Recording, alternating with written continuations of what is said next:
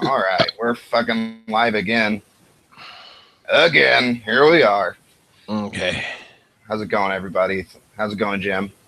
Uh, just been one of those weeks. One of them weeks? Yeah, where you just wanted to fucking drill someone's head open to see what's inside. Well, we can do that later. I mean, I'm not I opposed to find that. out. I wouldn't be surprised if I found a "this space for rent" sign with a lot of people. All right, well, something that's been cracking me up since June, really, is Kerry King, Slayer. He's just been on this funny rampage where you ask him a question and he provides his feelings on the matter, and there's fallout almost every single time. And the first one was back in June. He'd said that Jeff Hanneman is worm food, and basically he no longer impacts the direction of Slayer in so many words. And Well, that's because he's dead. exactly. But people were like, how dare you talk about him like that? Yeah. You must not be listening to much Slayer then. Right. Seriously though, it's like, I don't even know where to begin with that one. It's just like He's just being honest. Dead. Yeah, he's dead, and if his spirit is watching over it, that doesn't mean his spirit's going to be fucking doing a damn thing other than watching. It's not like it's going to do that, and that's. And we're talking with King, who's atheist, so yeah, he's not going to see the fucking spirit thing guiding him at all, not even watching. One thing for me, I'm not blown away by Slayer's new stuff. It's not bad. It's not great, but I'm glad he didn't take that angle of, yeah, man, Hanneman's up in heaven jamming with Dimebag, bro.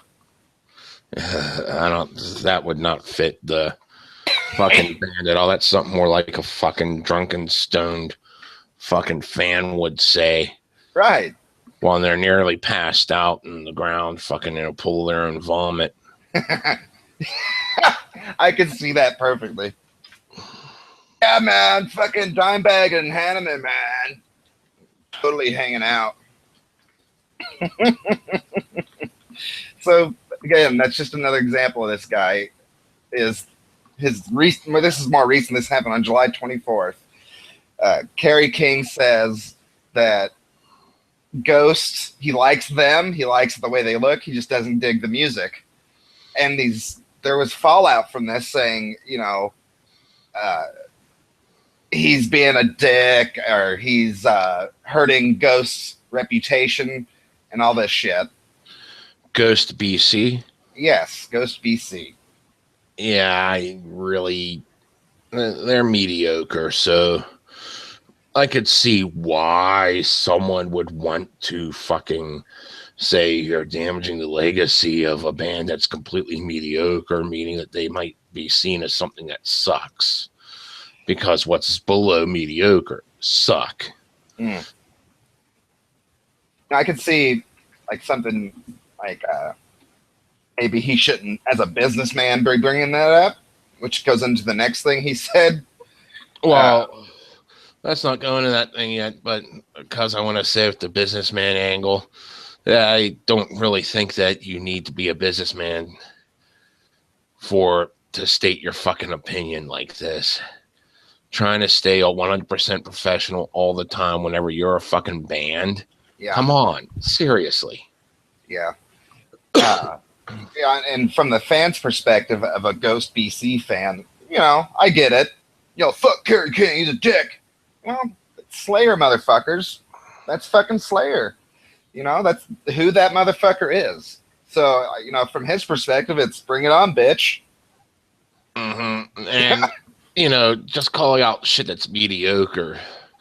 I mean, one of the reasons that, I didn't go to fucking Mayhem Fest was the fact that most of the bands were, either mediocre or completely sucked. I think there were only, 3 names I was interested in, 4, including Slayer. But, the rest of them were just like, do I really want to spend an entire day here? I even tried asking friends, I found a deal on tickets, but we'd have to go in. Who wants to go in with me? No one fucking responded. Right. The fucking $10 deal for a fucking 4-pack would be fine, but no one else wanted to go in with it. So, I was going to pay full price for that show just because I'd already seen Slayer live, and even though I kind of like fucking King Diamond and even Jungle Rot, That's the next thing he said about Jungle Rot.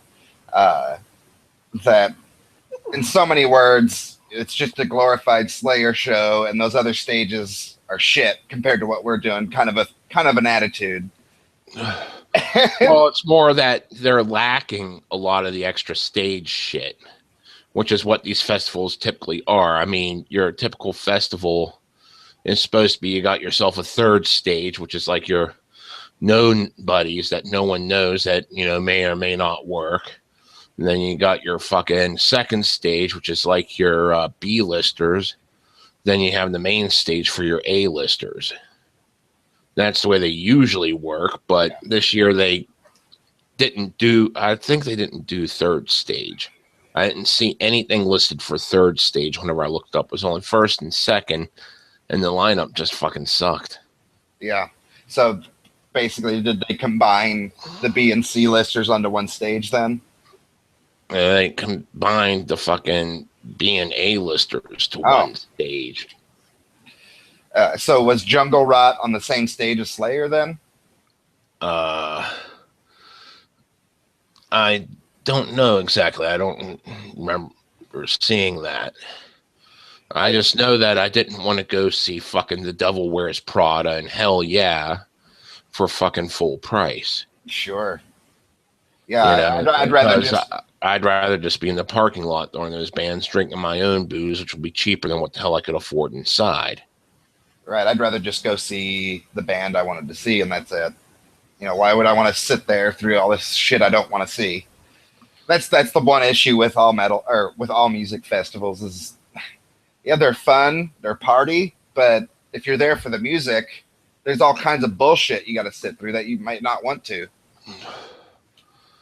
I mean, every time I fucking went to a fucking metal festival, it's always been, okay, I'll go and sample a lot of these guys and shit that I never heard of before, see what their live acts like, but this was in the era before internet. Now that there's internet, I can sample these guys for seeing them, and it just doesn't make sense to book that kind of variety if you want, especially whenever you fucking go fucking shit. Devil Wears Prada. Yeah, so it's just a snippet of what Kerry King said here. Do I know this tour wasn't booked correctly? Absolutely, I know this tour wasn't booked correctly. Gary Holt made the comment that usually there's a main stage, second stage, and third stage, like you'd mentioned, Jim, and then that piece of shit record stage. What they're calling a second stage is at best a fourth stage, and they're wondering why people aren't showing up. Damn. So there is some truth to that, I think. But at the same time, I think that there's room to play devil's advocate here, which I think you were wanting to do. Yeah. Like I said, there was like really only a couple bands I would be interested in. And it's like, just wasn't worth the fucking price and effort to get there just for that. So especially considering you got an abbreviated set because it's a fucking festival. Everyone's only got a certain time limit there, as opposed to playing a full set during like, a normal show, which then fucking full price would have been worth it to see Slayer there. So more on what was said though, the band Jungle Rot, Dave Matrice, said that that King should have waited until after the tour was done to open his mouth about this. Maybe he's got a point there, but I think it's kind of nuanced here because on one hand, he probably does have a point to say, a lot of these bands are shit. No wonder nobody's coming. But on the other hand, you got a band like Jungle Rot, which personally, I like them. They're not too bad. But lumping everyone into bullshit stage, maybe they're not all bullshit. Maybe you should keep your mouth shut until afterwards. It's just fucking. Like I said, just with the abbreviated sets and all. I mean, just to go through a day and looking at the fucking lineup now, it's like I still would have had to go through a decent portion of the fucking day with bands I didn't give a shit about. It just fucking drink my way past all the shit that I knew sucked. Right. You know, something that struck me about this one specifically is with Kerry King on a roll like this and just left and right seem to be pissing people off. It could have a positive outcome where bands step up their game. Like, I don't want the big dogs talking shit about me, so I'm going to make sure we kick ass. I mean, it can also be a marketing move if you want to look at it from the fucking devil's advocate perspective here. Maybe so. Because, you know, pissing people off gets you in the news, and I don't know how well their fucking last album sales have been. I've heard a couple of things. Like, the songs that I heard off the last Slayer album didn't really grab my attention that much. They weren't bad,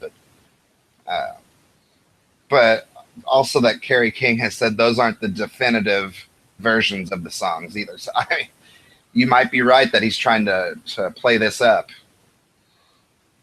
I mean, actually, you know, it's kind of obvious that he is. I mean, it's just one zinger after another lately with King.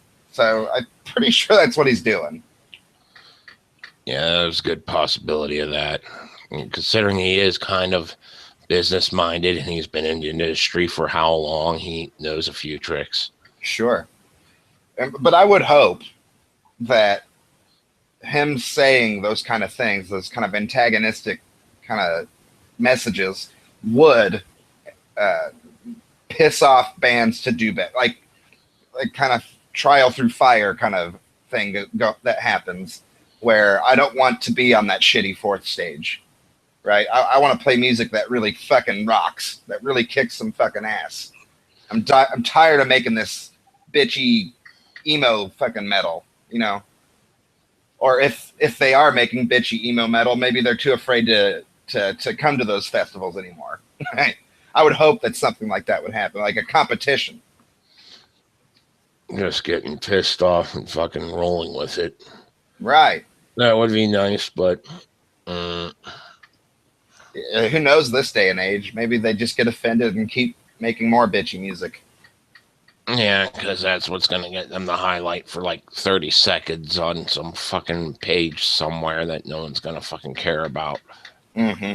So they'll get like 1 million hits and then fucking people will steal all their music and that'll be that. Right. Very short-lived kind of blip on the radar that no one really cares about. Yeah. Do you think that King cares about the future of metal, or is he just self-promoting here? Yeah, I don't think he's really too concerned with the future of it. I think he's more concerned just trying to maintain himself. Because previous interviews, they've stated that, like, what else do we know, you know? And, you know, I don't know exactly how much they need to fucking maintain whatever lifestyle they're doing, but judging by those kinds of interviews, it's like, okay, so you're just going to keep going. Right. Well, like I said, I'd hope that other bands would see what's going on here, and like Jungle Rot and Slayer having this little bitch fest argument back and forth. It might seem like drama or whatever, but I would hope it would inspire him to make fucking awesome metal. Well, it was just one. Hello? Yeah, I'm here. Okay. Sorry, things just kind of got disconnected on mine for a second.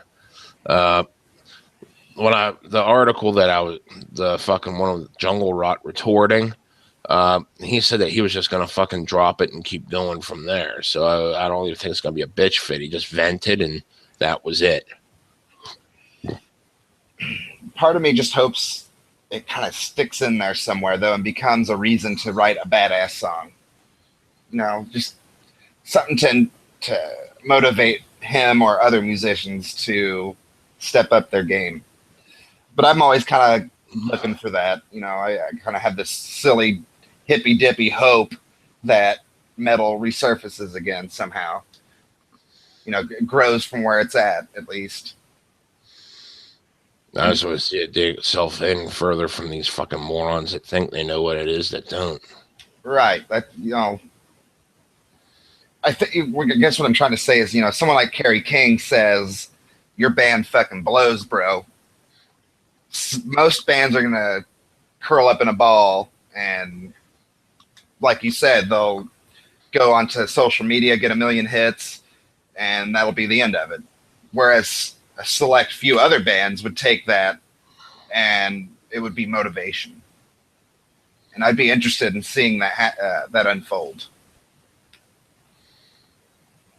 I'd like to see something good come from it, but I'm skeptical highly, considering the fucking track record of everything. Sure. I understand that to me, it would be fucking record labels actually booking acts that made sense going together as opposed to, oh, God. Well, yeah, I mean, he mentions that, I know it wasn't booked correctly, and I'm looking at the set list. Devil Wears Prada and Hell Yeah with King Diamonds and Slayer. Those are the headliners. Two of those don't make sense. Yeah, and every stage looks like it's booked similarly. Just with you got a couple okay, good bands. Yeah, either they're okay or they're actually decent enough to pay to see. And then you got ones that are just like, why the fuck would I even want to see them? Things that you're fucking trendy fucking teenager that has no idea what the fuck's going on and just wants to fucking go see Slayer because that'll make me look cool. And this is the perfect excuse to do so because their fucking music sucks. Yeah. And this is not an isolated thing. This is something I've seen lots of metalheads talk about is don't waste my fucking time with these bookings, right? We know what we want. Give us something that makes fucking sense. And this is not just people bitching and moaning. No, this is people who work hard for their money and they were going to want to spend it on something that's worth their time. So this is just another line in the sand that metalheads want to draw. Like, look, quit fucking with we know what we want, motherfuckers. It's kind of part of what we're doing here is keeping an eye out for mixing in Devil Wears Prada with fucking King Diamond. They might be friends, they might get along, but from a fan perspective, that doesn't make sense to book that. You don't want to sit through that. You'd rather go out, like you said, to your car and drink your own beer. Yeah, and it's one thing to fucking have styles that mix because they fucking book Suicidal Tendencies, the bunch of thrash bands throughout the years, and Suicidal Tendencies is punk. So, Yeah, I mean, it's not a problem to book different styles. It's a problem to book different styles where half the bands suck balls or are mediocre.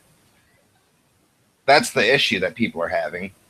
I think that this was booked for fucking mass appeal and it backfired because the mass appeal fans were fucking frightened of anything that's too heavy. And you got the fucking people that want something heavy rejecting it because you got pussy bands there. Oh, God, that would be a horrible environment to be at. Like, it'd be totally suck the energy out of it. No matter which side you're on, it's going to suck the energy out of what you were there for. Yeah, and it's like I've seen fucking footage of shows where like, oh, this is a hardcore fucking pit. No, it's not. Right. You don't know what the fuck hardcore is. You're a bunch of fucking wussies. Oh, this is a Slayer pit, so it's automatically awesome. No, it's not automatically awesome. Look at the fucking crowd that's there. No, I can imagine that playing out. Like, you got some old school fucking metalheads who are there for Slayer and King Diamond and shit. And you see this, like, hardcore dance routine shit going on. I could imagine just nothing but drama and bullshit happening out of that. Rather than a focused, we're here for metal, or a focused, we're here for this more mainstream stuff. Why not separate the two? You know, this is another example of them trying to blend things that don't really blend. I wonder if they're actually going to respond to that at some point, like, and try to actually listen to the audience for once. Now they're gonna keep trying to push for fucking mass appeal, and eventually, the old bands are gonna the hardcore band's gonna fucking get pushed to the fucking sidelines. Yeah. I mean, unless they actually do wise up and fucking make something good. I think it would take. I highly doubt that. I know you just said that. I'm like, oh fuck. I think it would take something more along the lines of a band like Slayer, for example, putting together their own thing with the intention of focusing on metal, right? Instead of a record company or a bunch of sponsors putting it together who want the most people there as possible. Problem is, different record companies don't like, mixing bands with rival companies. Sure. No, I understand that too. It's definitely complicated, but it would be nice to at least have a bone thrown every once in a while. Yeah, I'd love to put together my own show and shit, but, the chances of that happening are like fucking never. Right. Unless I get like a shit ton of money and just decide to go for it. That's something interesting to think about. Is how would you book your own festival? We all do that, I think. What would be the big super group that you would put together and shit like that? It's always fun to think about. No, I always wanted to have Guar headline second stage. Like those different shows I've been to. I always used to say to my friends, Guar should headline second stage at Ozfest whenever that was going strong before. Why not first stage? Why not the main stage? Because they're more of an interaction band. You need the crowd closer to them. And the main stage, you can't get into the main stage unless you have a ticket specifically for main stage. And those are higher prices. Most people are going to be in the lawn, and that's where you get to stage crush at fucking second stage from. Makes perfect sense. Absolutely. Yeah. I mean, unless they wanted to spend more money on having the fucking jizz jets fucking fire off the roof into the lawn. I mean, they could pre-select some fans out of the audience too, like, and have them waiting on the sideline to be eaten by the monsters and shit. That would be more fucking for the people that would. I don't think that would work as good as just pulling them directly out. Stage. Yeah. So it's more about the chaos at that show. Right. It definitely visually makes a bigger impact if the guy's just plucked out of the fucking audience, right? It's more fun whenever you are just plucked out of the audience. Yeah, exactly. Oh man. So yeah, the whole point of that discussion for me personally was it was refreshing to see someone just flat out be honest about something. And the reaction to it is hilarious. It's in 2015, if you're honest with people, there's immediate ridiculous backlash. Like, how dare he say that, kind of attitude. And I love seeing that exploited. It just makes me feel warm and fuzzy inside for some reason. That someone's taking a shit on someone is always fun. Yes. And it's rare these days. You see it in little blips here and there. And maybe he's self-promoting. Maybe that's what's going on. But regardless, it's entertaining as fuck. I hope he keeps doing it. Mm-hmm. Moving on. Satan's got his own statue now. And there's been some interesting things going on with this. First of all, what's kind of your take on that, Jim?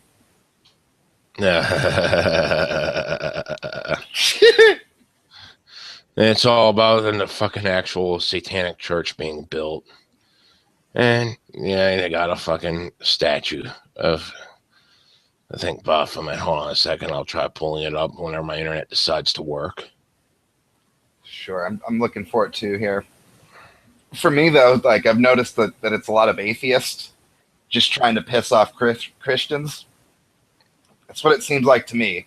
because they're all offended that Christians can have their 10 Commandments at the state building, but why can't we put a fucking Satan statue? Which to me is like, I'm an atheist, but I don't give a fuck if they put goddamn 10 Commandments up somewhere. I don't give a shit. So I don't understand why other atheists get so butthurt by that. Especially, and then they turn around and do this, which, to be honest, is pretty cool. But I don't know. There's definitely a lot going on with it. Oh yeah, the fucking shit. My internet's fucking acting up. God damn. There's a couple of the other fucking pages I got open. It's fucking crashing. Goddamn internet, motherfucker. Yeah, and it's fucking pissing me off. Oh well. It needs to be a person so you can smack it around a little bit. Yeah. Fuck it, I'm just gonna search for it. It's buried on my. You look at it. Hold on, shit. It's buried in the group somewhere, so I'm not gonna keep scrolling. All right. One cool thing that I heard was it was getting a lot of protesters. So something the satanic group, in air quotes there, had said about it was we're going to make a contract that if you're near this thing, you're agreeing to sell your soul to Satan.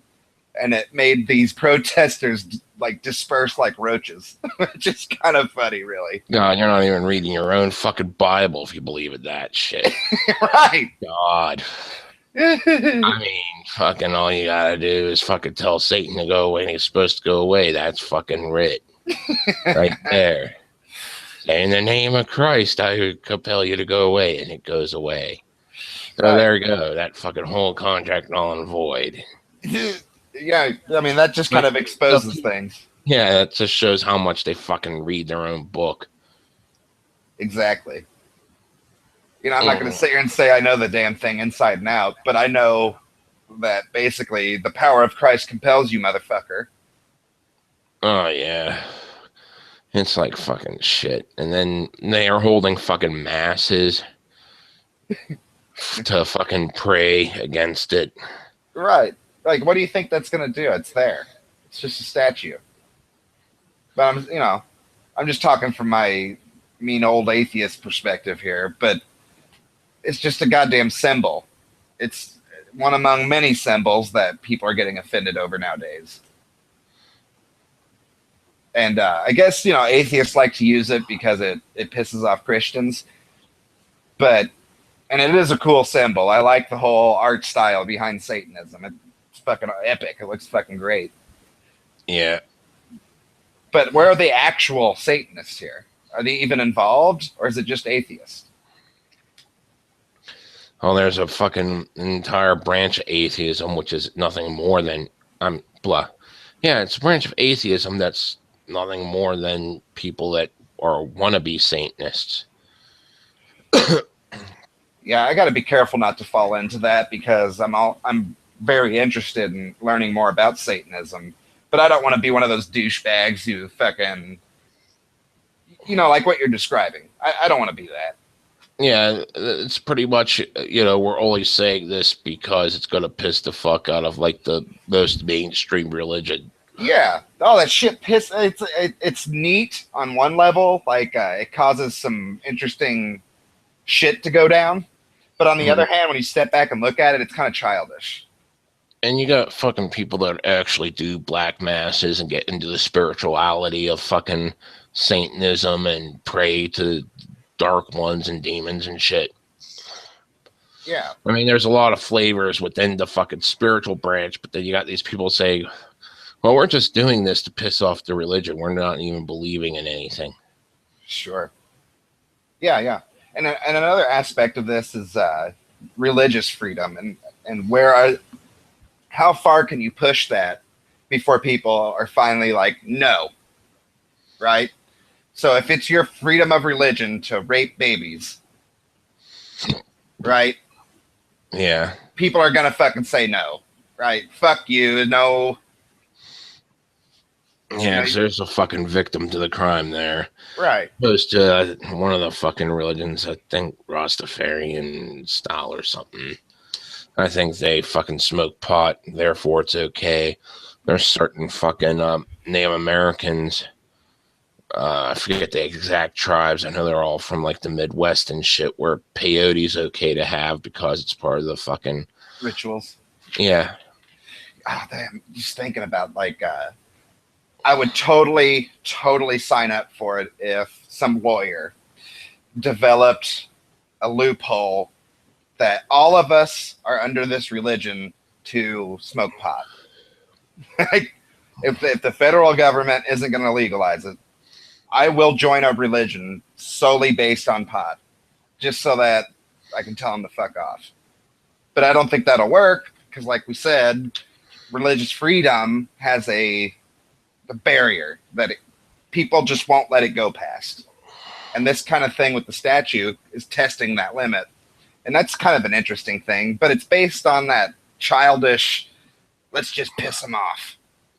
Well, hell, you look at fucking Mormonism and fucking different branches. Most of the branches that I've seen of fucking Islam, where polygamy is supposed to be a thing, and the government likes coming down on them. Mm-hmm. Now, there's even a couple of Arab nations that fucking come down on people for doing polygamy. Not many, but they're there. Right. I mean, so if it were up to you, would there just be carte blanche religious freedom? Like, you could do anything you want as long as you can justify it in your religious documents. Or is there I'd be totally for that, but I think society would be more closer entwined to you do whatever you want as long as you're not hurting anyone else. I think that's what they'd want. Yeah, I agree. You know, it's funny, like, there's all these political values and opinions and shit, but at the end of the day, it comes back to, are you hurting anyone? Is there a victim? Yeah. And there isn't. And honestly, I'm all for fucking putting, different religious symbols in the fucking various state buildings, especially those that deal, like if you're going to put it on a fucking courthouse, then yeah, put up different lawgivers and shit. And of course, there's the distributor of satanic law, which takes many forms. Baphomet's pretty much the most typical. Mm-hmm. Some of like the older buildings in Europe, they have a lot of different symbols on them. Like you'll see in one hand, you'll have like light spirits, and then you'll see demons and gargoyles and shit. Like there's a mix mash. And I think if you're going to represent one, why not represent all of them? Not just to do it, but just to, let everyone know, like, yeah, we know you're out there, motherfuckers. You're represented here, kind of a thing. Like Freemasonry. As long as you believe in a deity, you're in.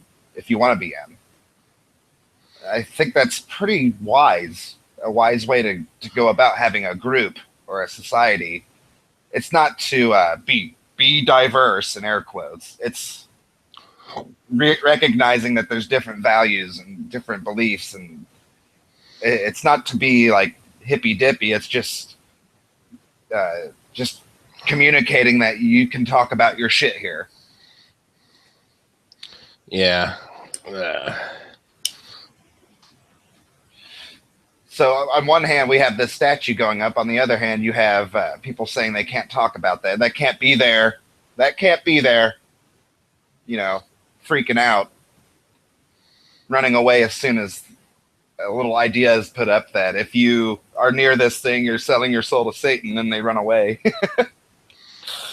And I think, if I remember correctly, the fucking U.S. Supreme Court has statue engraving on top of it where they have Moses, Abraham, Hammurabi, and Muhammad, among other great lawgivers throughout history. Sure. So it's just like this huge hodgepodge. So why not just add Satan in the mix? Yeah, that's an interesting point. Like, this is nothing new, right? This is not new at all. You could go back thousands of years and see like law-giving entities, whether that be a religious thing or a state thing, having multiple representations of people's beliefs. Like, well, I don't. It's what's going on is these people are ignorant to that. They don't understand that this is something that's happened throughout all of history, and they think that they're somehow special and can be protected from other people's beliefs, when that's just not the case. Yeah, you come up with fucking a bunch of bullshit arguments there. For example, just listen to any fucking religious fundamentalist fucking go off. Pretty much, it's been fucking beaten to death. Yeah, and we're a Christian nation. Yeah, we're a Christian. Are you really?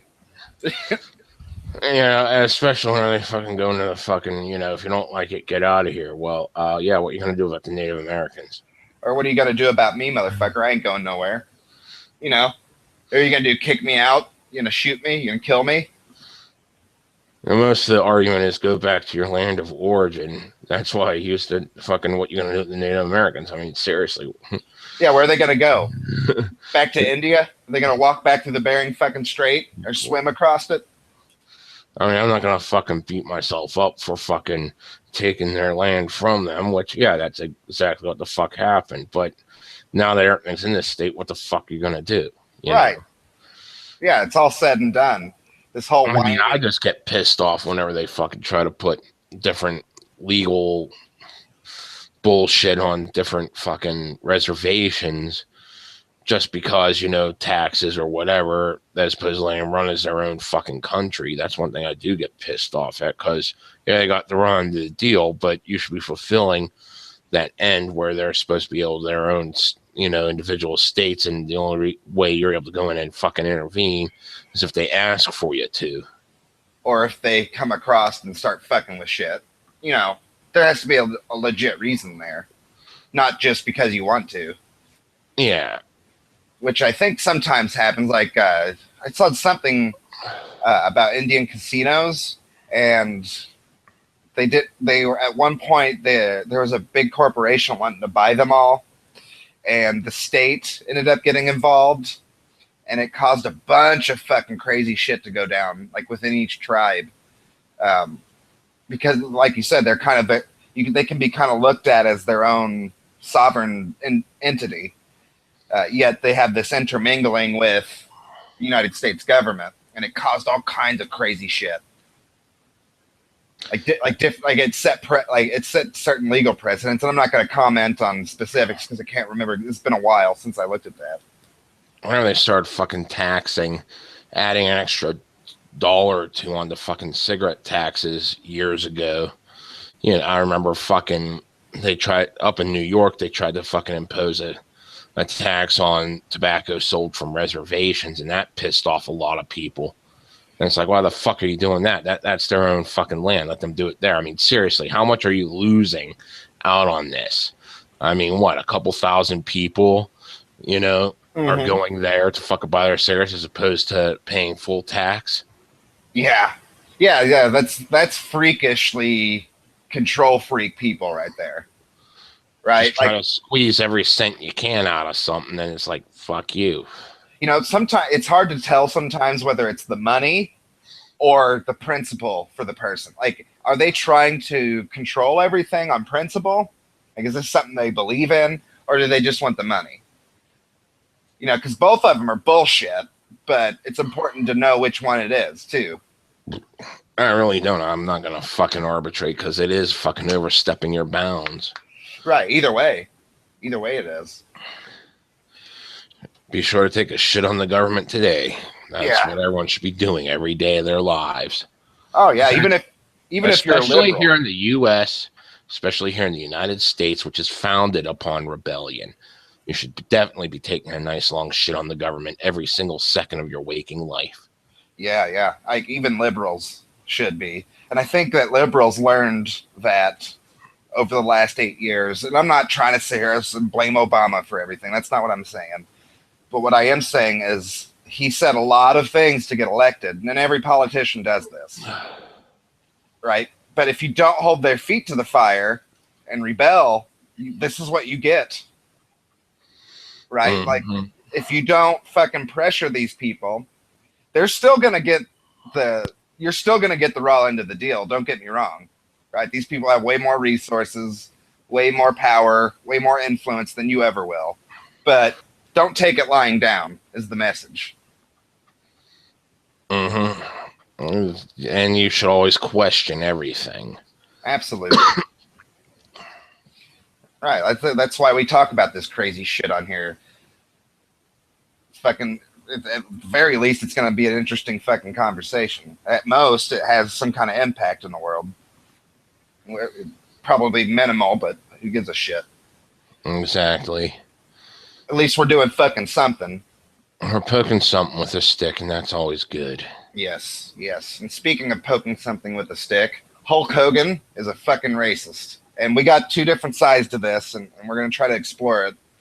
On one hand, from my perspective, people say stupid shit all the time. Does that mean we should dig into their past and dig into what they're doing and call their human resources department and make sure they get fired? Or should we just call them fucking idiot and go on with our day? But on the other hand, and I'm going to hand that one over to Jim. On the other hand, there's a different way to look at that, especially with Hulk Hogan. Well, that's because he's in the fucking entertainment industry and fucking signing up contracts for the fucking WWF, WWE, whatever the fuck they're calling it these days. Are you still there? All right, looks like we had Jim drop out. Let me check here. Hello? There he is. There he is. Sorry about that, folks. Had a little issue there, but you were saying? Yeah. Okay. Well, he's in the entertainment industry, Hulk Hogan. And he's not signed a fucking contract to WWE, WWF, whatever the fuck they're calling it these days. I call it ass wipe for all I give a shit. But he's got an image, and that image is the fucking good guy and all this shit. So, if he does something to break that image, it might get fired because that's part of his contract, even fucking off stage. I agree. There's one little aside that where the source of that, where it came from, was a private affair that some person in the media got a hold of and put it out there. Is that freedom of speech to fucking dig into someone's private life and put it out there for everyone to see? I mean, yeah, he's a celebrity and they're all vulnerable to that. And I understand that. But at the same time, is it any of our business what he says in private? It shouldn't be, but with the fucking way media runs these days, it's fucking amazing that someone that doesn't know what color eye shit. And when it comes to the WWE, too, there's different ways they could have handled this.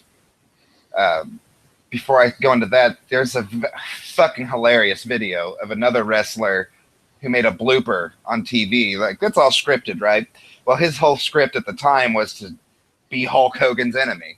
All right? And he fucking comes out and says, "Hulk Hogan, we coming for you, nigga!" And you just...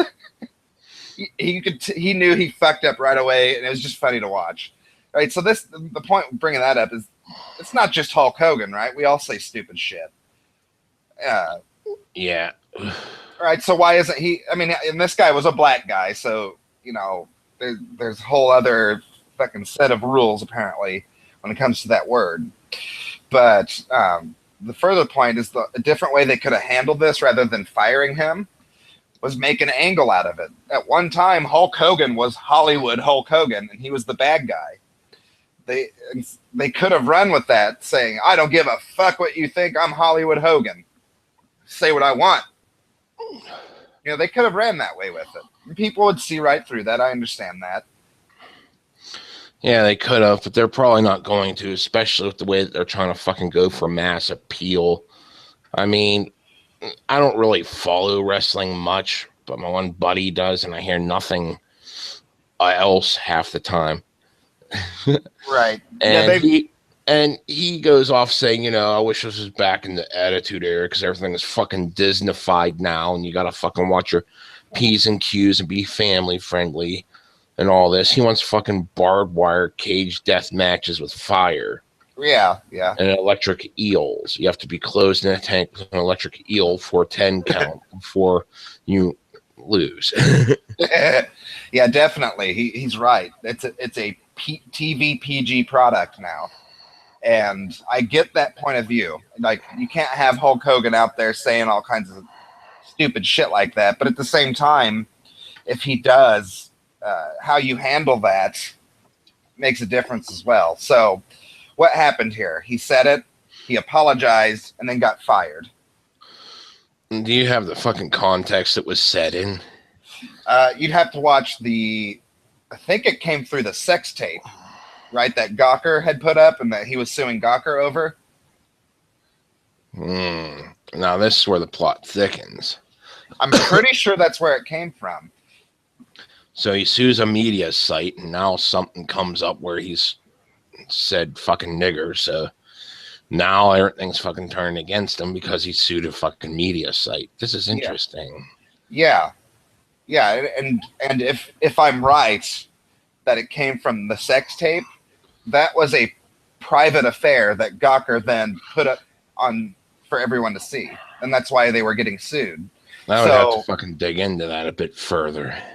We definitely do. But assuming that I'm right, on one hand, Gawker has no problem putting that up.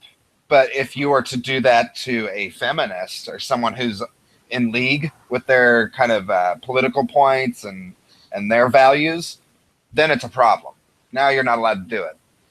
So there's this hypocrisy kind of narrative going on top of everything. But it is interesting that if I'm right that it came from the sex tape, they must have been holding on to that, right? Just waiting. Oh yeah, he's suing us. But look, he said this, and now everyone's yeah. Very interesting. But we definitely need to dig into more of it so that we can actually nail it down. Hulk Hogan has been captured on tape spewing foul-mouthed racial slurs, including the N-word. Does it say what tape it's from? The National Enquirer. Does it say what the tape is? I'm trying to fucking get there, and there's too many fucking links to follow. That seems like it would be something that you should put front and center, where this came from. Then again, it is the National Enquirer. Well, I had to fucking go through 6 links to trace it back to the National Enquirer, and I don't know if it goes anywhere else from here. Interesting. In a statement to the Enquirer. Okay, now that's WWE. Well, okay, where's this fucking rant? Yeah, that's what I'm interested in. Was this something that was recorded in the corporate office? Was this from the sex tape that Gawker released? That is going to make a big difference. Where it actually came from.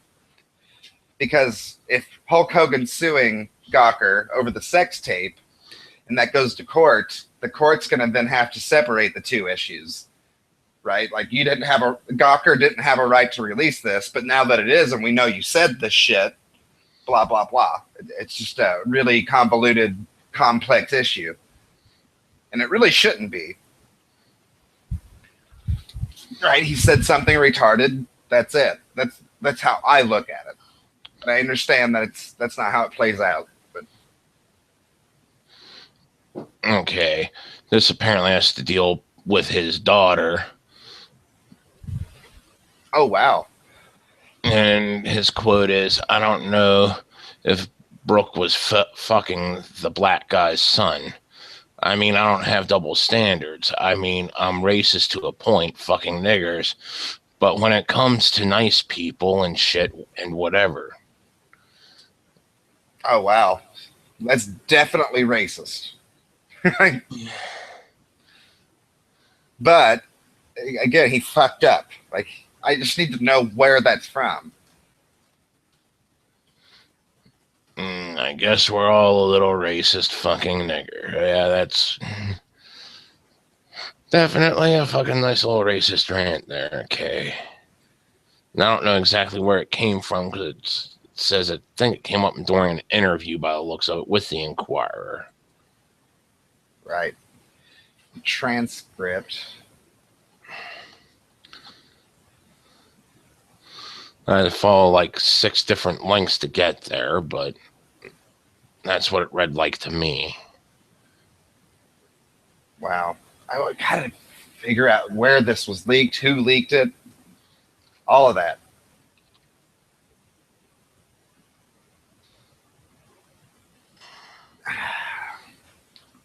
Oh, I spell Hogan too. Yeah, it's hard to like dig into this while on air. Yeah. Tell you what we'll do. Here, I'll ship you the link I found. Okay.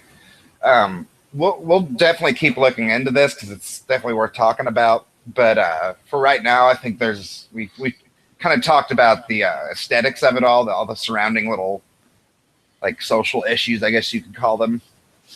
And then we'll dig into it some more and maybe make a little bit more comprehensive post within the group.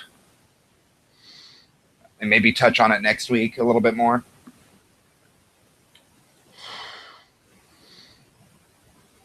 He did apologize for it, but I decided I forget what the fuck this is. I'm trying to go through it here and yeah, I think this is a brazenly raved according to transcript of the expletive-laden conversation provided to the Inquirer. I figured out where it came from. It is from the sex tape. Ah, that's even better. It says in the same article that you linked me, in the audio, captured on a XXX tape, Hogan bemoaned to a sex partner how billionaire black guy who had funded his daughter Brooke's fledgling music career secretly recruited Fox to appear on one of the tracks. Fucking nigger. He had Jamie Foxx coming back on a 20-second track, brother. Okay. Apparently my eyes weren't quick enough to catch that. So that definitely makes this whole thing way more interesting, right? Because he's suing Gawker, and now Gawker releases this. Juicy. 1 second here.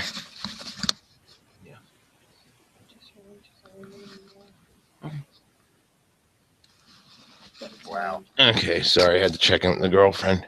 Not a problem. Okay. Anyway, where were we?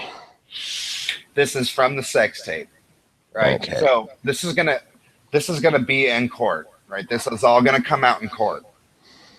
So he's suing Gawker for $100 million because they released this private affair to the world. You have Gamergate totally in favor of this lawsuit, right? Because Gawker's their big target. Like they're the guys who have had a fucking bullseye put on them because of ethical issues, and you have Gamergate cheering this whole thing on. Meanwhile, the SJW version is he's a racist though, right? Yeah. So what if it's a private video? Look, it exposed him for the racist he is. This is in a side comment in fucking private in the bedroom. He's using terms setting the era he grew up in common. 8 years ago, too.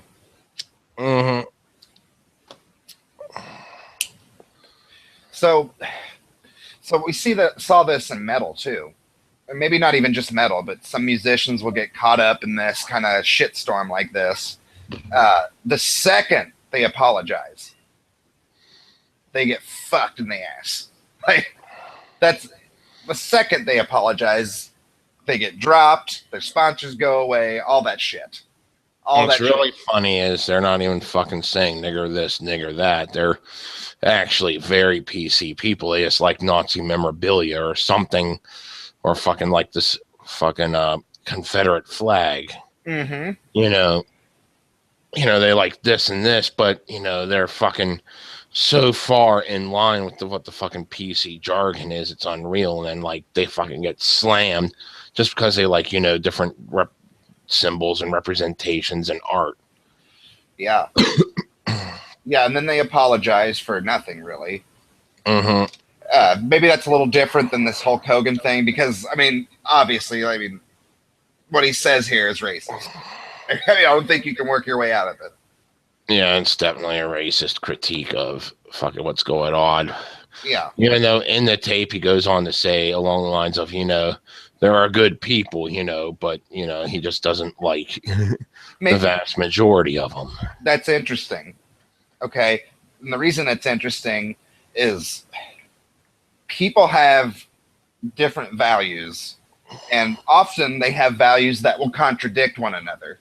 I think we all kind of experience that. Like, we think of Exhibit A one way, but think of Exhibit B in a completely different way that would suggest that your previous feeling about Exhibit A was hypocritical, right? So to judge a man, in this case Hulk Hogan, based on a snippet of information that you get out of a sex tape where he thinks he's totally under cover of privacy, it's kind of, and latching onto that, and that's who he is. He's nothing but a racist now, right? That's the narrative. Nothing else matters anymore. Even though, like you pointed out, he said there's nice people that I like who are black. That doesn't matter because of the N-word. Just fucking drop the N-bomb, you're doomed. Yeah.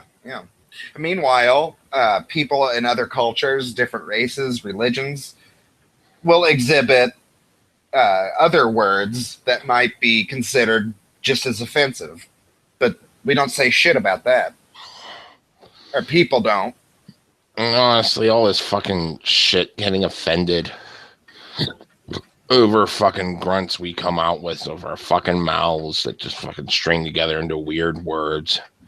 It is just fucking training a fucking race of slaves.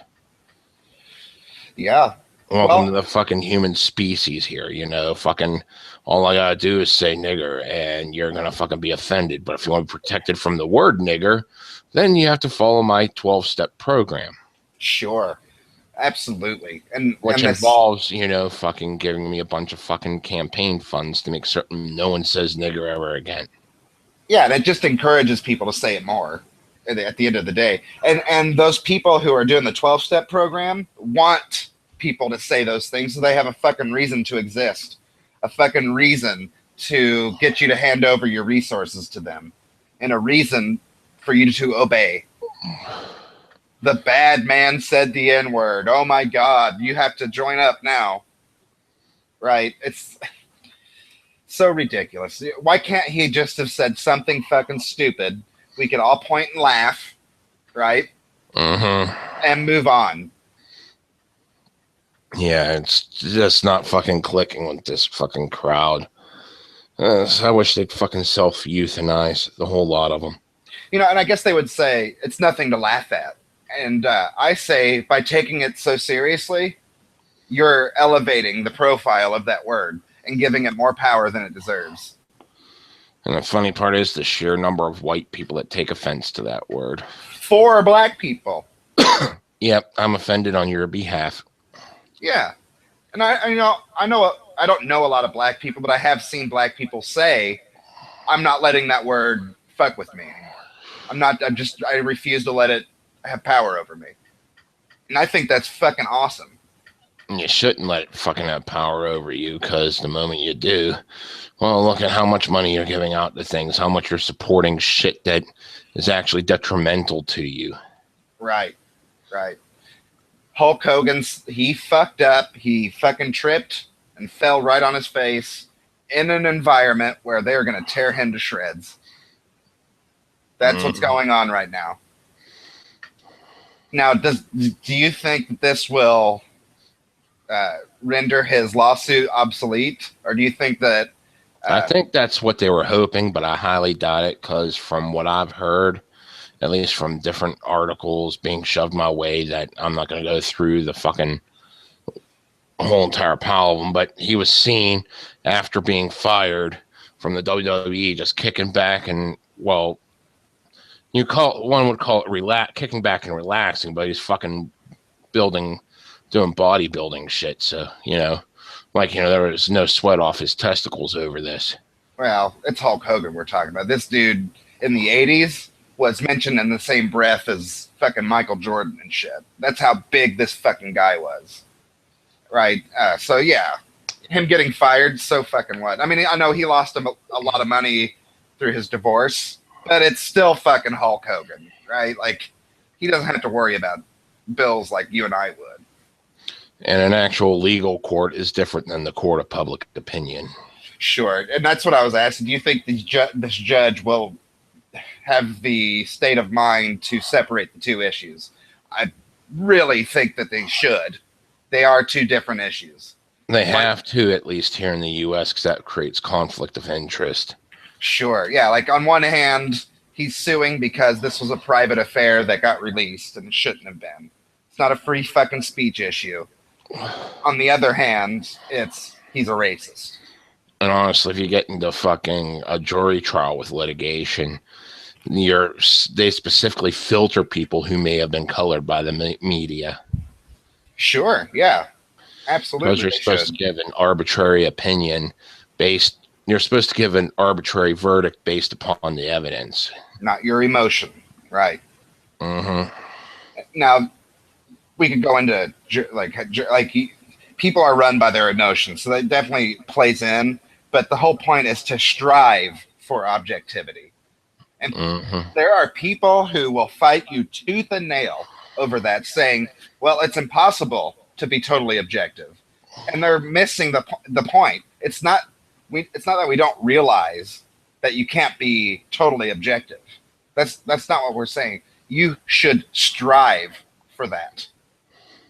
And there's many ways you can do that. You can call yourself out, point out your biases, let that be known ahead of time, and then talk about your evidence. There's different ways you can handle this to make it as best as it can be without totally playing into the emotion thing.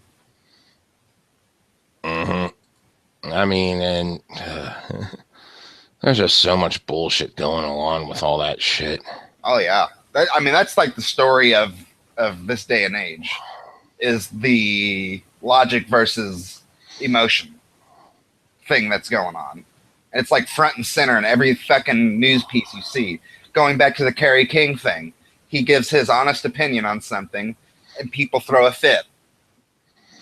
Right? It's every fucking story, it seems like, has the element of, well, I'm offended, so, I'm offended. Please cater to me, because I am too weak-willed to make up my own mind about life.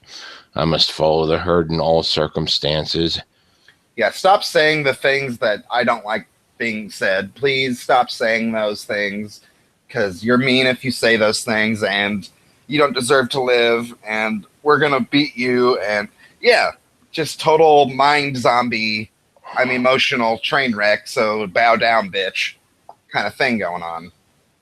Mm-hmm. I mean, how much are we going to fucking cater to people's emotions before we realize we're shooting ourselves in our own fucking kneecaps? It's going to go on for a long time, dude. Yeah, there's been some significant victories, like with Gamergate and shit, but really just drops in the bucket because society is an emotional fucking train wreck, it seems. Like, you can't present math to people anymore. Right? If you do this, this, and this, it's going to result in bad. They don't want to hear that shit. They want to hear that what they're doing is always good no matter what. No, the feel-good cuddles of never being wrong. Yeah. And I get the appeal of that, but I'd rather know when I'm wrong. Like, my girlfriend calls me out for shit all the time. And yeah, it kind of like sucks in the moment, but looking back, fucking glad she does it. Yeah, you gotta learn from your fucking mistakes, and I've fucking made enough. Yeah. Isn't it nice having someone around who's honest with you? For fuck's sake. I'd rather fucking get slapped in the face than fucking keep on going until I fall off the cliff and die. Oh, could you imagine being in one of those relationships, man, where not only don't they say the truth to you and tell you how they feel, but they, like, in really creepy, subversive ways, fucking encourage that bad shit you're doing that's hurting you? Could you imagine being that oblivious? It fucking annoyed the piss out of me when I was in one. It lasted for about 3 weeks. And she was mainly just kissing my ass to fucking get to my drugs. Oh, yeah, man. Everyone needs to be careful about that shit. Some people are very sly, they know how to fucking say certain things to you to make you feel good and shit. You gotta, I mean, they might be genuine, but you gotta be willing to test that shit out. Or otherwise you're gonna find yourself in a fucking shitty situation. I mean, you got the fucking inverse where the moment you have your very first argument, you fucking break up. Because they can't fucking hack the fact that you had an argument. Yeah. Because they're expecting 100% perfection and have no concept that life ain't fucking perfect. Oh, absolutely. Yeah, and anybody who's worth being around, they might cry or get emotional about that or not even make much sense. But if they can wrap back around to logic and reason and have that honest discussion with you, that's the kind of people you need around. That's the kind of fucking people you need around. And I think I see a lot of people surround themselves with kiss-assy, glad-handed, smiley kind of people, which on one level might be cool, but is it doing anything other than placating you? Like, are you actually really getting anywhere with your life? Yeah, fuck. It's fucking... You see the fall of companies all the time because fucking they hire yes men instead of people that fucking will offer good advice. Yeah. Oh, absolutely. Companies grow too big for their britches all the time. And then they hire all these people, like you were saying, that just, yes, that's a good idea. Keep going.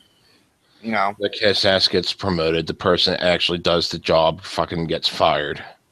oh, especially nowadays where it's you got the baby boomers who have all those high positions, right?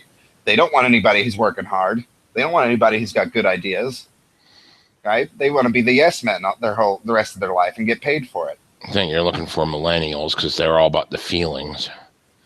Oh yeah. Oh, that's perfect replacement for the baby boomers is the millennials. The touchy-feely, don't offend me, I'll do what you say, yes men, millennial generation. Yeah. That's a great point, man. I never even thought about that. And if you actually look at it, you got fucking the Gen Xers typically lumped into a category where it was, focus on yourself. Then you got these fucking millennials that are all about the fucking community. And you go too far to one side or the other, it turns to a bunch of detrimental shit. Mm-hmm. Because how the fuck do you live with other people, considering human beings are a social species, without, giving any regard to the community? Versus, how the hell are you going to be able to fucking thrive as an individual if all you do is just give yourself to the community? Yeah. Yeah, there's a select few people in any given spectrum that can exhibit both attributes in a productive way. It's not everybody can be there, right? It's like kind of like a sport. Someone's gonna fucking win, right? Someone's gonna be that better than you, kind of thing. There's definitely an evolutionary kind of aspect to that spectrum. When you go through the fucking historical aspect of the spectrum, look at the different periods in time where we were forced to fucking focus solely on the community. I mean, you had crusades, jihads, all kinds of fucking crazy shit going on because the emphasis was totally on the fucking community as opposed to giving anything for the individual. Yeah. So thinking about the opposite side, where in history was it too focused on the individual? Is there such a thing? Well, everyone likes to fucking go for the fucking 80s on that and seeing all the fucking rampant crime that we didn't really find out about because it was all corporate end until, you know, the 90s, 2000s when everything started to fucking crash. And if you fucking go back into the fucking Great Depression, part of that was a bunch of fucking, you know, people focused solely on themselves as opposed to giving a shit about anyone else, thus making, you know, really shitty business decisions. And of course, you had the fucking war that was being paid for, the First World War and shit. Yeah. Oh man, that's so there were a lot crazy. of fucking factors that fucking collapsed. It's crazy to think like through history how it's all strung together. That's just fucking crazy. And everything fucking repeats. I'm certain we'll see another fucking me generation crop up eventually. Just because the pendulum just goes full bore instead of having any fucking rational sense to see which parts of what actually worked. Right. No one wants to learn from fucking history. They think it's all just fucking memorizing names and places instead of focusing on what the fuck happened, why the hell it happened. Yeah, I think like someone like you or I, we see that pendulum going into different extremes. We would prefer to see it spinning in the middle, though. Right, like not to the point where it's just dull and bland and everyone's got that fake fucking smile and just walking around like zombies, but just not having to deal with all the stupid bullshit that happens on both extremes. Just leave me the fuck alone, you goddamn crazy bastards. And it just seems to swing further each time, one extreme to the next. I mean, what the fuck we gonna do next? Yeah. You know, have another fucking 1950s fucking white bread world? No. Yeah, nobody wants that. I mean, maybe some people do, but I don't think that they would, given the situation, I don't think they would actually like it. It's just sick whenever I hear people say, you know, I wish the world was like this once again. They're holding up something like Andy Griffith or fucking My Three Sons or something else that shows up on Nick at Night these days. It's like, you realize that was fiction. Yeah. Even that fucking time period wasn't really like that. Sure. You know, and it's like I'm kind of lean to the right. So I got that. I'm dealing with that. And also the really fundamentalist Christian kind of sect of the right. And I'm seeing these people, they make the idea of conservation look fucking retarded. They make it look simple-minded and really ridiculous. But really what it means is, hey, this worked for a long time and we've dropped it. Why did we drop it? It's more of a, to me personally, it's more of a, if it's not broken, don't fix it kind of attitude. Only fix shit when it needs to be fixed or improve it when it needs to be improved.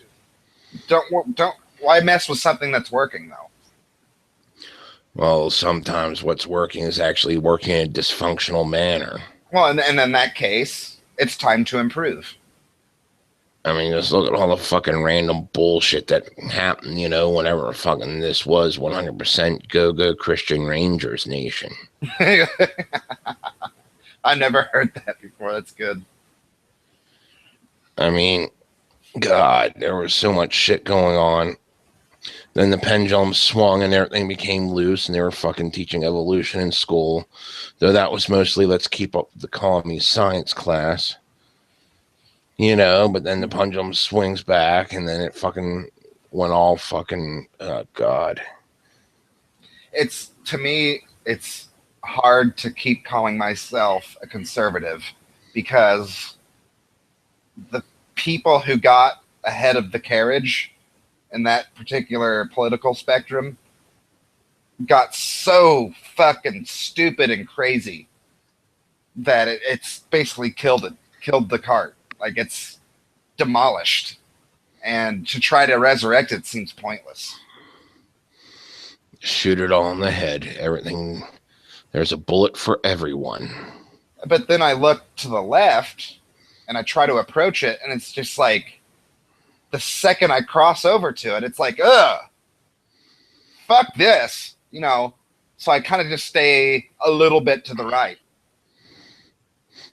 I feel like I'm stuck between a rock and a hard place. Like, ugh. Real men hang to the right, I guess. I don't know if I guess you could put it that way. I guess you could. I don't know. Like, it's almost maybe a flaw of mine and a lot of people to stay complacent and be in the middle. But I'm pretty much close to the middle, and I always swing, just a little bit one way or the other. it just depends on the issue, right? But then there's other things where I do agree with certain extreme elements of the right. I also agree with certain extreme elements of the left, and that's how that kind of balances out. That's the difference, though. Like you see the nuance. You see the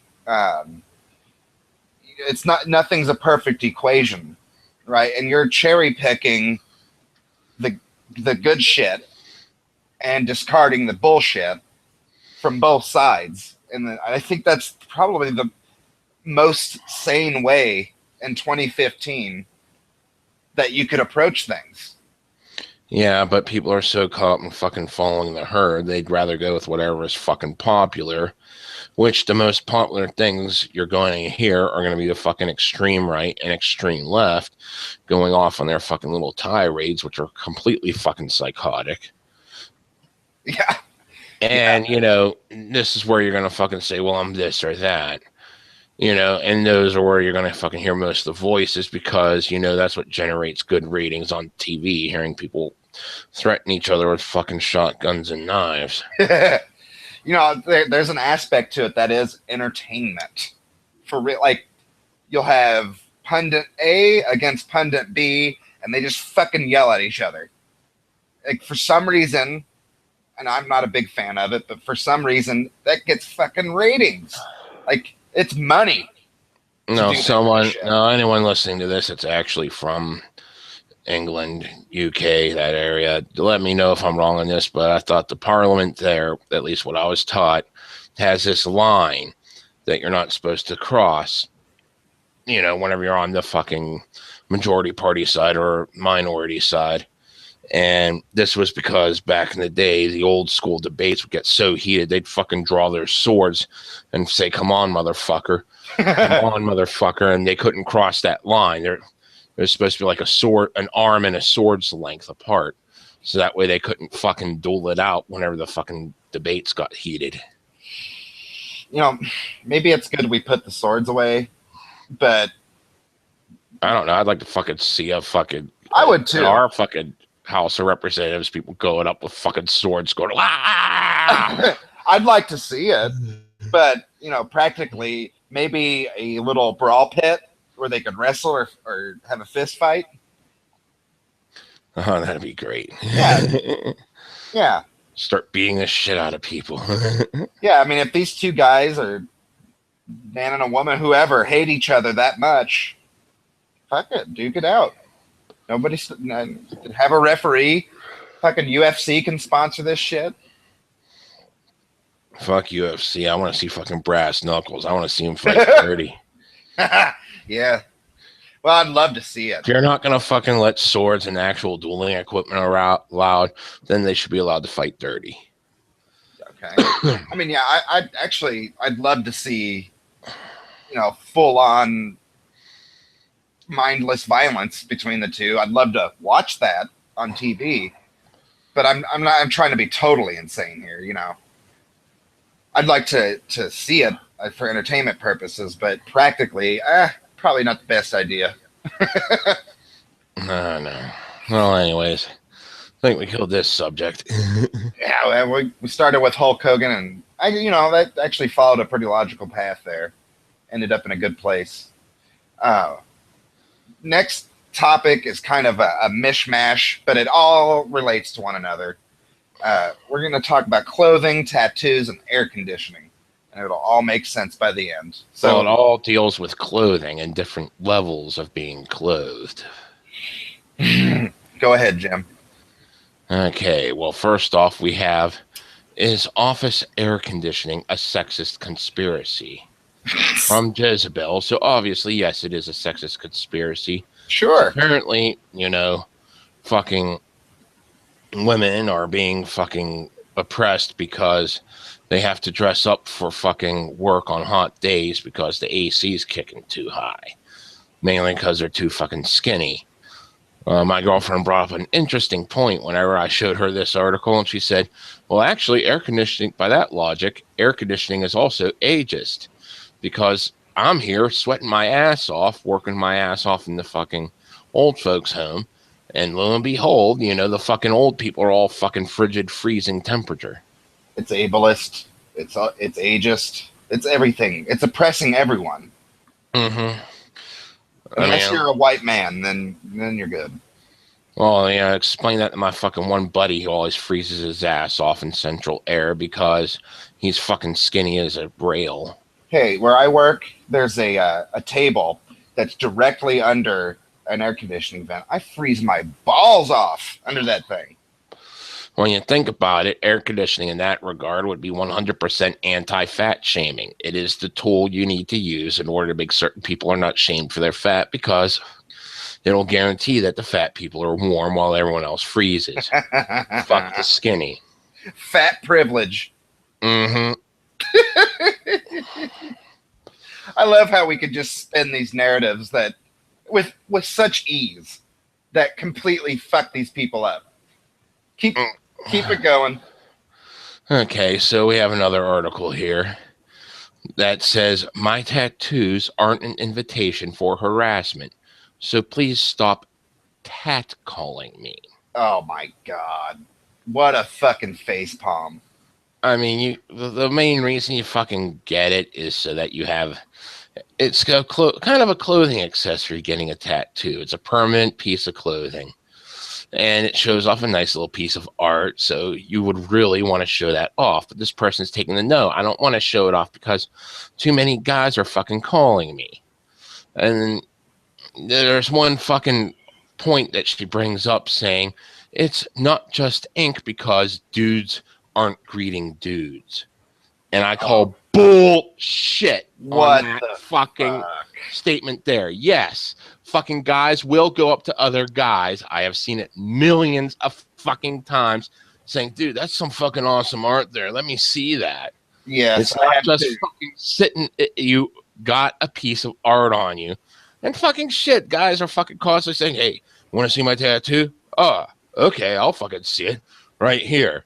You know, it's on your fucking dick. You know what that means? Like people are going to fucking ask you to drop them to see your snatch tattoo. You know what that means? You're gay. You're a homo. Yeah, fuck it. I saw fucking... Well, according to this bitch's logic, if you ask a guy, if you're a straight guy and you ask another straight guy to see their tattoo, you're apparently calling him, and now you're a homosexual. Mm-hmm. It's that retarded. These people are fucking retarded. I'm sick of them. I'm sick of them, Jim. See, she says, my tattoos aren't for you, they're for me. Well, yeah, that's why you get them. You get them for yourself. But you know what? They're a fucking piece of art that, you know, what people will take interest in, especially those who are really into tattoos, such as myself. I like to see decent art on people's bodies. So if I see something that looks really wild and out there, I will fucking say, hey, can I see that? I noticed that she specifically brings up her thighs, which has a sexual vibe to it, right? So if you got a tattoo on your thigh, that's something like a tattoo is something that it's a visual piece of art that either you or other people are going to see and either like or dislike. It's something that you've put on yourself to advertise something about yourself. I'm not fucking sitting here saying people have carte blanche to throw you on the ground and pick your leg up and examine it. That's not what I'm saying. I'm saying people are going to look. People are going to ask if they can look. As long as they don't throw you on the ground and, like I said, force you to show them, what are you bitching about? Mm-hmm. It's fucking art. That's what it fucking is. And, you know, I fucking love, it's not actually a conversation starter. Oh, God. Then why the fuck did you get it? Explain. If you're going to say that, you have to explain why you got it. I mean, fucking tattoos are fucking commonplace these days, yes, but seriously, you know, this is an actual conversation starter, especially the younger you are, because you're going to get people that fucking can't get tattoos because they're not of age or they don't fucking got the money. And they find that thing interesting because it is still, they're not just able to get it. I mean, I don't And have any therefore, tattoos. I don't it'll have any. break the ice. I don't have any tattoos, and I don't plan on getting any. But I plan on getting a shit ton more, but I never have the money to do so. I right. got 2 right now, and I really want more. I need the one that my buddy gave me touched up because, yeah, it was his first tattoo. But Jim, the second fucking, anybody asks to look at that, you have apparently you should just punch him right in the face and say, "How dare you?" because it's an invasion of space, time, and bodily anatomy. How dare you look at my tattoo, you piece of fucking shit. Looked at my tattoo. You're just like Hulk Hogan. Fuck, both the ones I got actually have a lot of symbolism behind them. And hell, there was a point in time where I was brainstorming before the fucking eBay craze hit of selling pieces of your body on eBay. I was planning on seeing if I could get a fucking reality TV show where I'd go find corporate sponsorship for the half of my body that I didn't have tattoos planned for, to tattoo their fucking logos on me for money. I saw someone do that. They actually made a fucking shitload of money by tattooing a corporate logo on their forehead. Oh, yeah. That's pretty bad, man. That's pretty fucking bad. Like, more power to the guy, but god damn, would I never in a million years would I do that. So you see here, the first thing with the air conditioning, that would require clothes to solve. The second thing with the tattoos, that would require clothes to solve. But here's an interesting one right here. Bear with us, Ontario sisters host topless protest. This is because in Ontario, women are legally permitted to fucking walk around topless because of a court decision. And the cop pulled them over and busted them for something. What'd they bust them for here? They don't really know. So we don't know if this was unrelated to them being topless? There was no one arrested or charged. Okay, so there was no fucking... So there's no charge? Yeah, there's no charge, but they're saying they should have never pulled us over. And what happened was a female cop let them go earlier in the day, but it was going nightfall, and they were riding their bikes, and the fucking cop pulled them over and said, maybe you should put your fucking tops on. I mean, you sit there and think, well, that's kind of common sense there. It's starting to get dark, and that's whenever the fucking creeps like to come out and do their little creepy thing. So if you're really worried about a rape culture, maybe putting your top on wouldn't be a bad thing to fucking discourage the guy, instead of saying, hey, that's one less layer of clothing I gotta fucking take off if I'm gonna fucking rape this bitch. This is embarrassing, but I can feel my PC training kicking in. And I just say that because I know what they would say to that. That it's victim blaming to tell me to teach boys not to rape, motherfucker. Don't tell me to put my shirt on at night. What happens if it's a woman raping you? Still. I mean, I was telling boys not to stop the women from raping women. Yeah. Yeah, well, it's easy to throw a wrench into that. It's really easy. You can't just be politely saying, look, I know that you want to do this and I respect that, but there's these people around here that they're kind of shady people. I don't know if I'd wear that around here. How dare you tell me what to wear, you sexist pig? That's how these people operate. I mean, fine dandy, fucking go topless. I don't give a shit. Yeah, is that what they want us to do? Is just sit back and watch them be fucking pummeled and raped?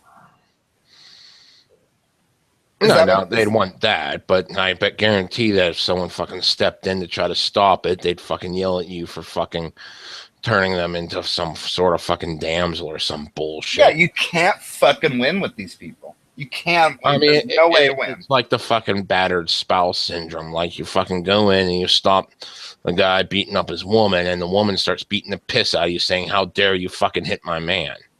Even though he was fucking taking a sledgehammer to her face, you know, she's the one beating you up for trying to save her life. Well, That's a fuck good point. you. That's a good point. That's a good, interesting way to look at it. We're fucking raising a culture of fucking people here. This really gets my blood boiling because there is no way to please these people. And I always wanted to be that person who doesn't always try to please everyone, right?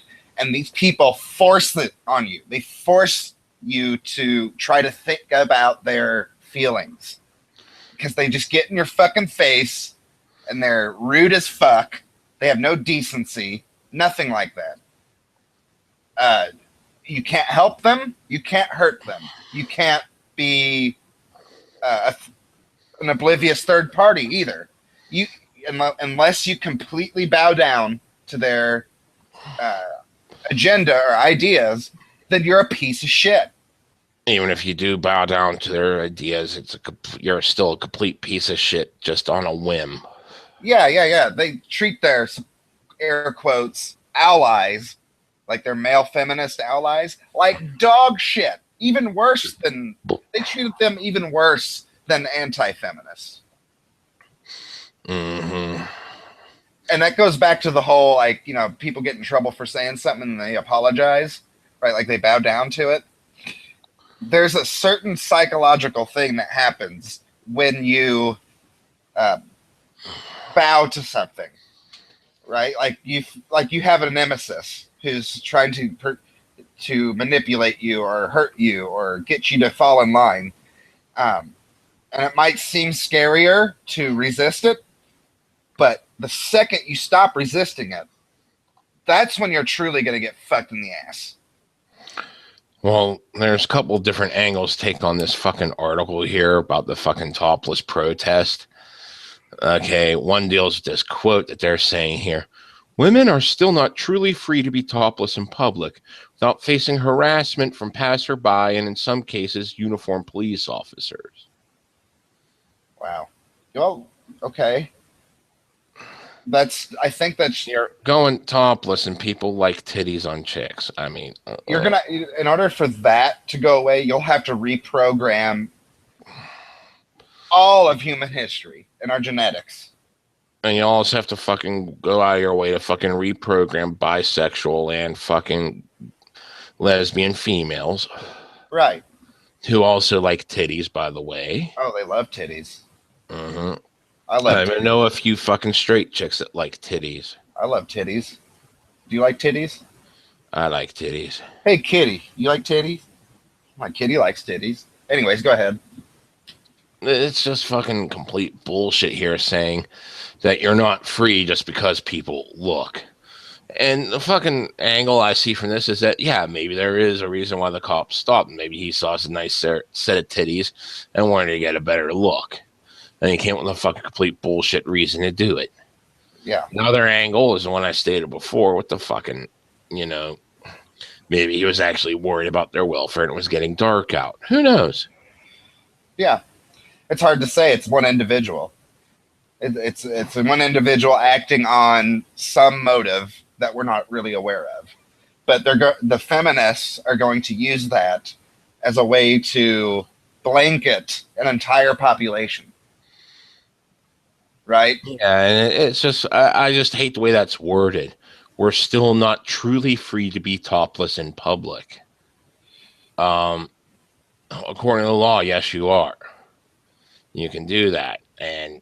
But you have to remember, people are going to look, especially if titties interest them.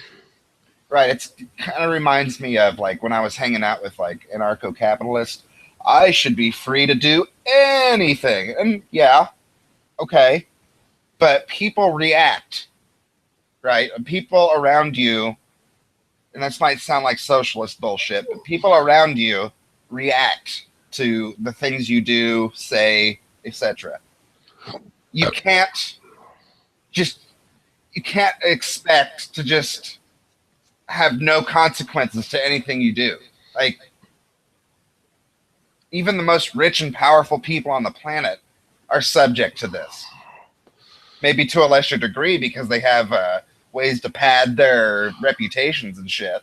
But still, they have to pad their reputations and shit. Like, nobody gets a free ride, is I guess what I'm saying. Show support for desexualizing women's breasts. Okay, so you want guys not to have hard-ons if you're... So no straight chick can have sex because now they can't be sexual. Again, people have a biochemical reaction to seeing a set of titties. If it turns them on, they get an erection. You're not free from people getting an erection from looking at your tits. You're not free from that. And you're also not free from having women get all wet over looking at your tits. True. I've known quite a few women that fucking do get wet over looking at titties. Oh, yeah. Yeah, you are not free from that. No. You are protected from physical assault is basically what we're talking about here. Or harassment of any kind. Mm-hmm. That's what you're protected from. And when we say harassment, we don't mean, hey, nice tits. That's not harassment.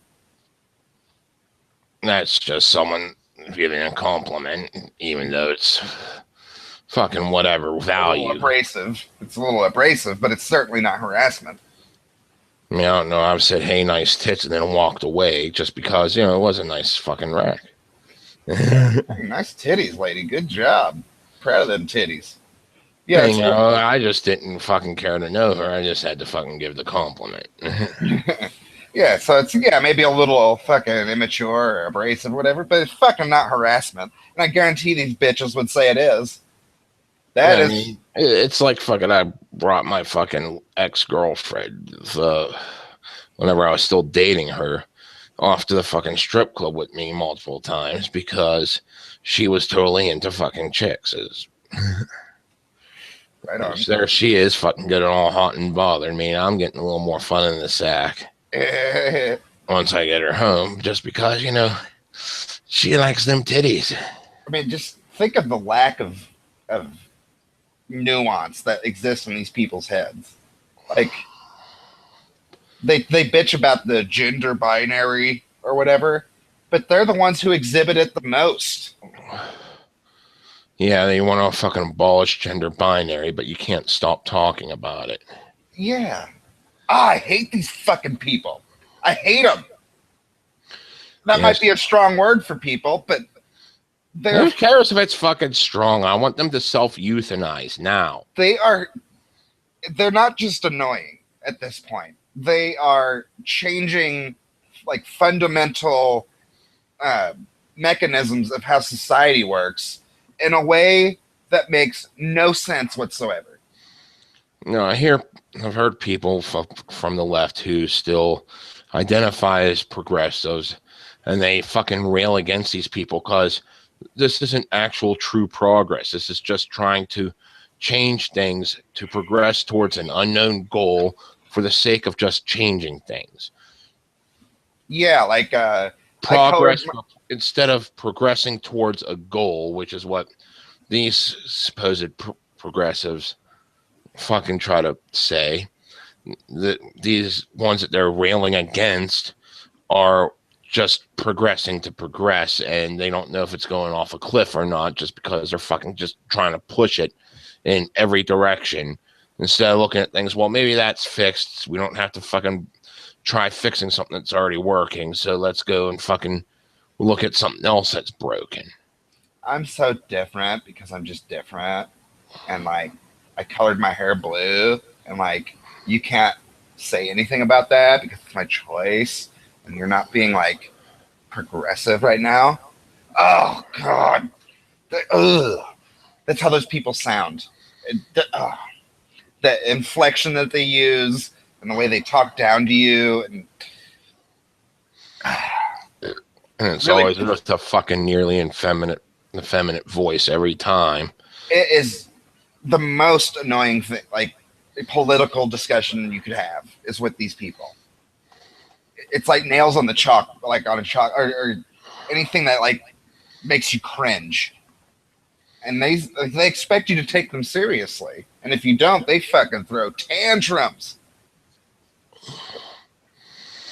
You know, most thinking people hear that shit, and they might try to be polite about it, but a lot of times it's just like, get the fuck out of my face. And these people can't handle that. They can't understand. Like, they preach this no means no shit. But if you say, get the fuck out of my face, I'm not talking to you, they will take it to the next level on your ass. They will dig on you and find out who you work for and what your whole life is about and try to fuck with you. Because then the meaning of no is subjective. Whenever it suits their goals, then you should abide. Whenever it does not, then fuck it. Yeah. Oh, yeah. It goes back to the Gawker thing. We can release Hulk Hogan's sex tape because he's a white male and he's privileged. But the second you do that to someone who's not a white male and privileged and who agrees with us in every way, then it's wrong. If there is nothing objective in this world, if everything is subjective, then why don't you fucking put a bullet in your own head? It's that you won't die, obviously, because death is obviously subjective, because everything's a subjective. Yeah. You just got to put a fucking bullet in your own head. I'll just not exist here anymore. Well, let's see how well that works out for you. Right. Yes, 2 + 2 = 4, and sometimes, motherfucker, it's just a cigar. God damn it. And these people do not understand that. Do not get that. I might be wrong here and there, but God damn it, I'm willing to look at myself and say, you are a fucking idiot. And I can laugh at myself. And in closing, I just want to say, if I fucking was living near Ontario, I would definitely fucking take the day off work to go to this fucking protest just so I could see titties unlimited. So I know there's going to be some fucking fat chicks there, and I like some of them fat chicks. Yeah, I bet that happens up there a lot. Yeah, and closing out, if any guys up there want to see some titties, you know, go see some titties. Go see some titties. Walk into the fucking public restroom, close the door, rub one out, go out, see more titties. Go into another public restroom, rub one out.